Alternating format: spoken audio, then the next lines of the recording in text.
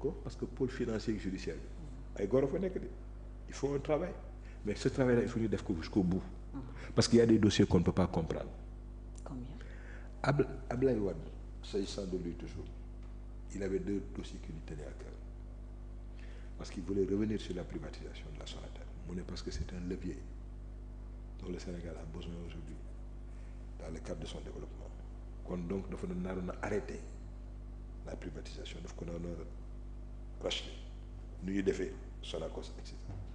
Deuxième bi lu ko naq di woon soo bàyyi bu baax boobu mooy ArcelorMittal.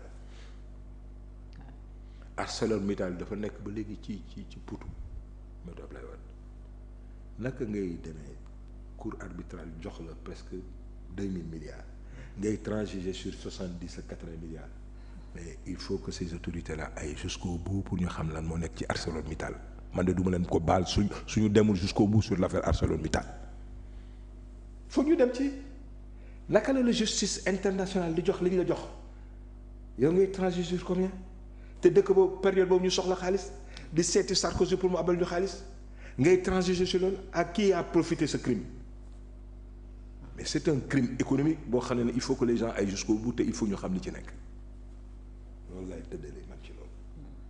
dialogue bi recommandation yi am na tam ñuy wax est-ce que président dina ko doxal parce que dialogue yàgg na fi am ñu waxtaan ba tënk ñu tegee ko ne am nga yaakaar ne li ñuy génne foofu yëpp président dina ko respecter et au cas échéant lan la mun a changer ci espace politique bi lan la mun a soppi ci démocratie.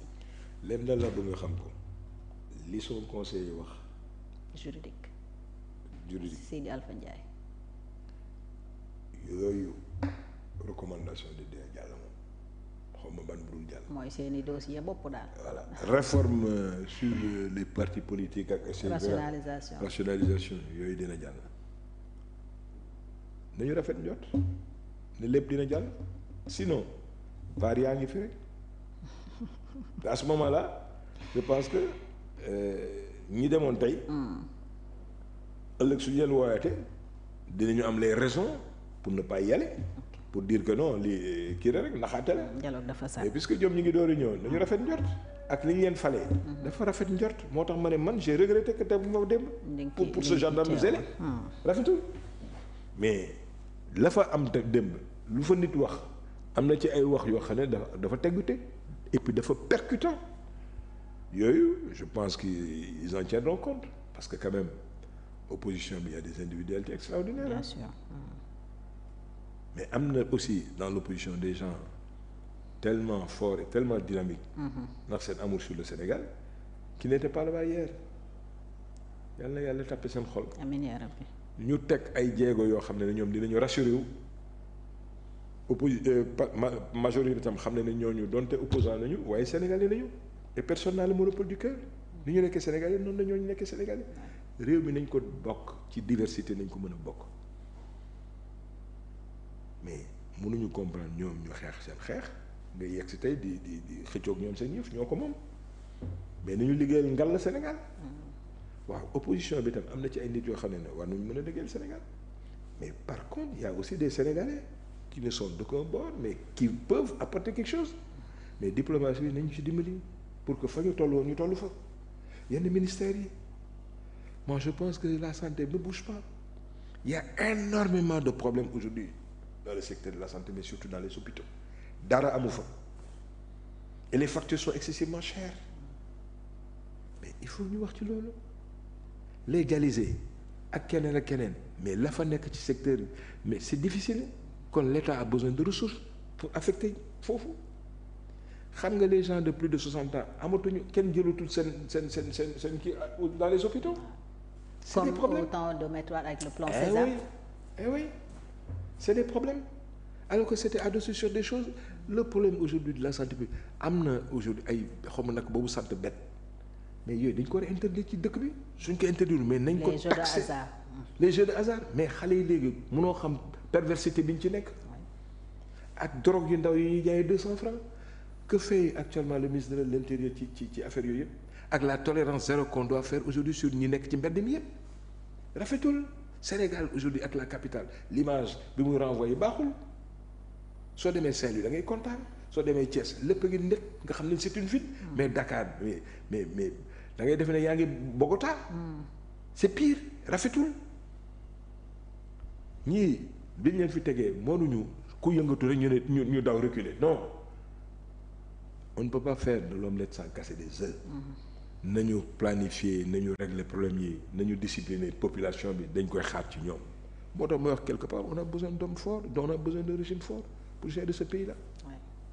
c'est le mot de la fin maa ngi lay gërëm bu baax monsieur le ministre amoon mbégte bu rëy dalalaat la ci plateau Télé Sénégal TV.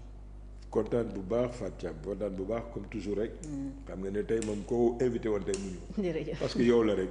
jërëjëf yéen a baax rek macha allah. merci pour ndox bi. ñu ngi lay gërëm bu baax yàlla na ci yàlla def barke.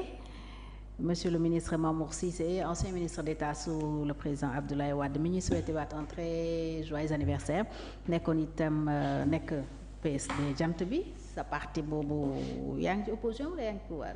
man. nekkuma ci pouvoir bi. yaa ngi ci opposition nekkuma ci opposition boobu. ah boobu troisième voie. troisième voie. ok da ngay wax pour Sénégal su gars yi defee lu baax nga wax ko loo gis ci lu baax ci opposition bi nga wax ko di contribuer yow tam li nga def. parce que ça ne m'empêche pas d'avoir des notes mais je ne suis pas Pastef. ok je suis pas Pastef. jàppale woo leen. non Sénégal noonu leen mën a jàppale mooy ci proposition yi ak Sénégal yi ñoo ko bokk. mais à mon âge mën naa nekk man pastefien non moo pastefien. wutatoo dara ci politique.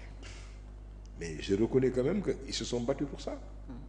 mais nag c'est pas parce que tu t'es battu pour ça que qu'il faille tey monopoliser tout waaye ngir yàlla affaires étrangères.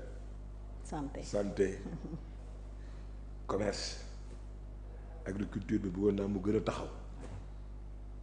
surtout boobu ñu ngi koy jàmbat lu bëree bëri. parce que li mu impliqué dafa bëri. et puis il n'est plus question que ñooy accepter kay les paysans di liggéey pour 3 mois. mais loolu yooyu articuler teg ko mais dañu soxla banque agricole ñu renforcer ko de moyens. mais di jël xaalis ci banque étrangère yi fi nekk aujourd'hui mu neex mu naqari Fatou il faut nga xam ne épargne boo am tey ci banque yi. 70% yi marocains yi ñoo ko moom. te moomu ñu sa monnaie puisque bokkuñu CFA mais devise bi ñu am surtout le franc fixe que nous avons entre ñun ak l'euro mais ñoom dañuy neexee. waaye naka dañu bëggee ñun développer suñu mécanisme yooyu. am na suñu communauté. il faut que nos gars soient conscients là-dessus. monsieur le premier ministre nañu wàccee courant bi. dimbali ñu ci pour que fii ak juillet ñu wàcc ko entreprise yi gis ko mu wàcc ñu ngi bëgg a dee ay bor ak Senelec sonn nañu. énergie moom moo leen sonal mais nee na cherté bi c'est pas normal donc peut-être fii ak diir dinañ ci gis tane espérons. te di ko ñaan tey mu teg ndoxam boobu ëllëg mu tax ndoxu ma sàmba ma dem parce que ñi yëpp sénégalais nañu. jërëjëf monsieur le ministre maa ngi lay gërëm bu baax a baax moo nekkoon sunu gan Mamour Cissé ancien ministre d'État président PSD jant bi nekk aussi homme d'affaires ñu koy gërëm bu baax a baax ci disponibilité bi mbégte lay am toujours ci di la dalal gërëm aussi équipe technique bi yëpp gërëm ñi newoon ci live bi yëpp di ñu seetaan autant que vous êtes mënuñu tudd ñëpp mais ñu ngi leen di remercier bu baax a baax ci ànd beeg Télé Sénégal TV di leen dig daje ëllëg incha allah bu 18h jotee ñuy dalal maître Abdoulaye Tine président